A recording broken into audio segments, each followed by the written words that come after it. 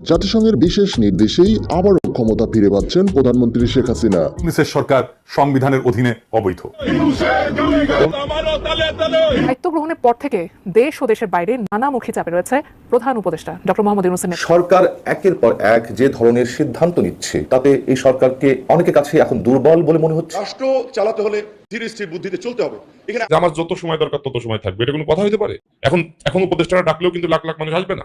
দর্শক, অতি শীঘ্রই ক্ষমতা হারাতে চলছেন ডক্টর মোহাম্মদ ইউনূস। দর্শক, দলমত নির্বিশেষে সকলেই ডক্টর মোহাম্মদ ইউনূসের বিরুদ্ধে খেপে গিয়েছেন। এমনকি পিনাকি ভট্টাচার্য তিনি বলেছে ডক্টর মোহাম্মদ ইউনূস অবৈধভাবে ক্ষমতায় গিয়েছে। এক কথায় বিস্তারিত জানতে পারবেন এই পুরো ভিডিওর মাধ্যমে। যারা এরকম নিউজ লাইভ দেখতে ভালোবাসেন অবশ্যই আমার ইউটিউব চ্যানেলটি সাবস্ক্রাইব করে বেল বাটনটি বাজিয়ে রাখবেন, যাতে করে যে কোনো ধরনের আপডেট নিউজ সবার আগে সর্বপ্রথম আপনি পেতে পারেন। যাই হোক দর্শক, চলুন বিস্তারিত জেনে আসি পিনাকি ভট্টাচার্যের প্রতিবেদনে। আপনারা তো জানেন যে আমি প্রফেসর ইউনূস যেদিন শপথ নিলেন সেদিনই বলছি যে দেশে ইফেক্টিভ বিরোধী দল নাই, তাই আমি বিরোধী দলের ভূমিকা পালন করবো। মনে আছে না?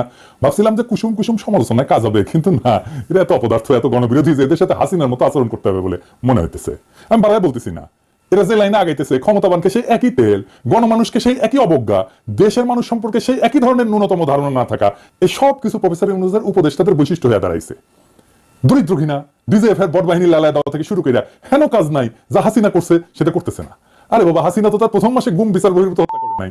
প্রফেসর ইউনূসের সরকার প্রথম মাসেই গুম করেছে, বিচার বহির্ভূত হত্যা করেছে, প্রথম মাসে ডিজিএফ এর বট বাহিনীর লালায় দিছে, আমার ভিডিও রেস্ট্রিক্ট করে দিচ্ছে। আমি বলছিলাম ডিজিএফ এর বট বাহিনীর সাথে চুক্তি বাতিল করতে হবে, স্বচ্ছতার সাথে দেশবাসীকে জানাইতে হবে শ্বেতপত্র কইরা কিভাবে অ্যাক্টিভিস্টদের পিছনে এই বট বাহিনী লাগানো হইতো, কত টাকা দিয়ে এই বট বাহিনী পালা হয়েছে, কোনো স্যাটবেদ নাই। এরা এক কান দিয়ে শুনে আর এক কান দিয়ে বের করে দেয়। আগে আমরা হাসিনার সংবাদ সম্মেলনে তেল দেওয়া দেখতাম, এখন নানা জায়গায় তেল দেওয়া হয়। আর এখন যেহেতু সবচেয়ে ক্ষমতাবান ব্যক্তি আসিফ নজরুল, তাই তেল তার ভাগে বেশি পড়িচ্ছে। আসলে একটু তেল মারাটা দেখি। আপনারা জেনে আনন্দিত হবেন যে ৩৬ জুলাই থেকে আজ পর্যন্ত বাংলাদেশের কেউ বিচার বহির্ভূত হত্যাকাণ্ডের শিকার হয়নি, যার মূল কৃতিত্ব যেতে পারে আমাদের শ্রদ্ধাভাজন শিক্ষক আসিফ নজরুলের নেতৃত্বের প্রতি। এটা হচ্ছে অ্যাটর্নি জেনারেল আসিফ নজরুল নিয়োগ দিছে, তো তেল মারিচ্ছে আর কি, যে নিয়োগ দিছে, নিয়োগ কর্তারে তেল মারা লাগবে না, এটা তো দরকার আছে, তাই না? তো কইছে যে ৩৬ জুলাই থেকে কেউ বিচার বহির্ভূত হত্যার শিকার হয় নাই, এই কৃতিত্ব নাকি আসিফ নজরুলের। এই যে বক্তিমা হইতেছে, ওই বক্তিমায় কলে সামনে আসিফ নজরুল বসে আছে, সেটাই বক্তিমার শুরুতেই কইছে। দেখে দেন এডিটর সাহেব।